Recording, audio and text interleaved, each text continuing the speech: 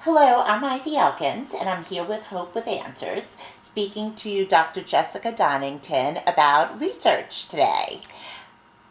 Hi, Dr. Hey Donington. Ivy, how are you? It's really exciting to be here. Oh, I'm so glad to be here with you. We're going to talk a little bit about scientific studies.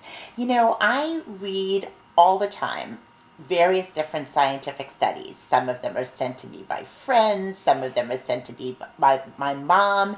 Could you tell me a little bit about what a scientific study really is and what does it mean to be a valid scientific study? So there's lots in the news and magazines about scientific studies for cancer cures. Some of them, they all sound exciting and so hopeful, but I think patients need to be a little bit cautious and a little bit critical when they read them. I think the first thing you have to look at, where are you reading this? Is this a scientific journal? Is this coming out of a big university or one of our major cancer centers? Or is this just kind of popping up on the local news or in, a magazine that's not science-based? There's a lot of exciting stuff out there, but it takes a lot of time to go from being a really cool observation that someone made to being something that we can really integrate into either a clinical trial or into patient care. And I don't think sometimes some of those things we see in the lighter journal, in the lighter magazines, really appreciate all of that. Yes, I just read a very interesting article about dogs who can sniff out lung cancer. Is that a scientific study? Is that considered a valid study?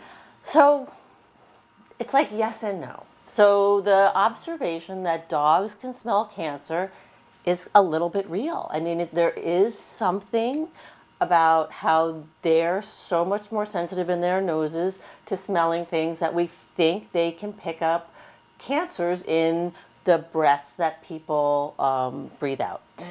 We call it exhaled breaths. And it's really cool, but do we think that we're going to put a bunch of like dogs into clinics and have them smell people?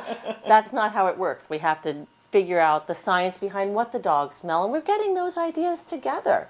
And then find a way to make it really repetitive without having beagles and Doberman pinschers in clinics. And then try it in a bunch of different cancer patients and non-cancer patients and do it with controls and then move it forward.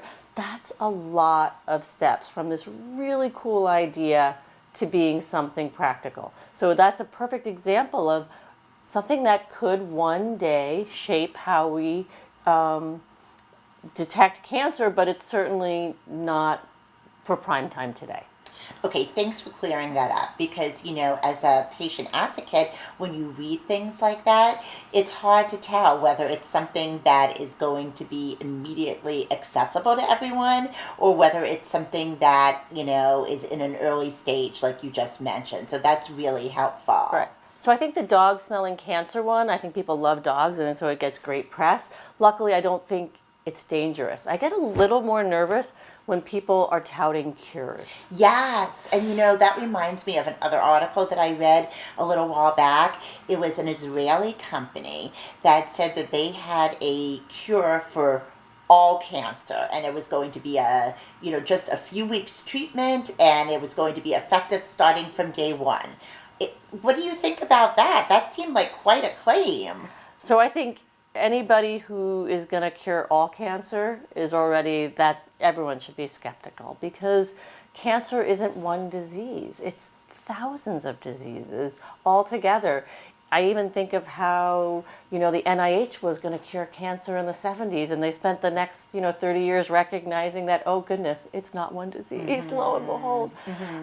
So that is where you have to really look and say, oh my goodness, should I be skeptical? And then I think you look and see, what does the article say? Are these treatments in people? What kind of people? Do they have any real results? And I think you always have to be worried if they're ever asking for money. Because, most treatments shouldn't cost patients money. And I think that's one thing that we have to be a little bit wary of. it's always a fine line. I mean, really cool ideas, really innovative, exciting, out of the box stuff is where many of our best cures come from. But it is a slow, stepwise process that people have to go through in order to really make a difference.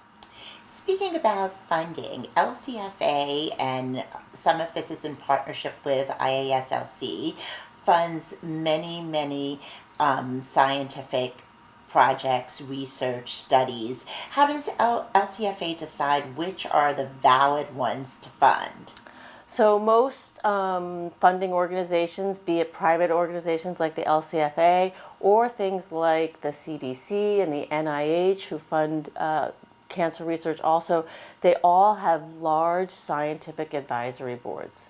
So these boards are made up of a diverse group of researchers, clinicians, patients, pharmacists, all those kinds of people, anyone who is interested at all in this disease, who all review what's called a research grant. So if you want money to fund your research, you have to write a grant.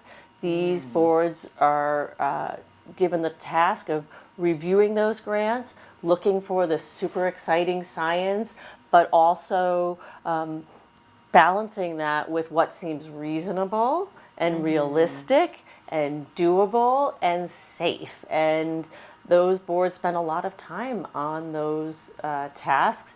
And the idea is hopefully the most promising of those projects gets funded.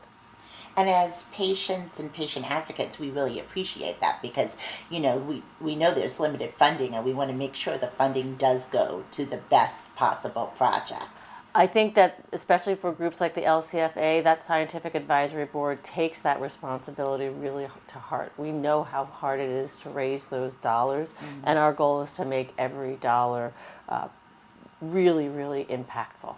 Well, thank you so much, Dr. Donington. This has been a fantastic chat about scientific studies. And that is it for today with Hope with Answers.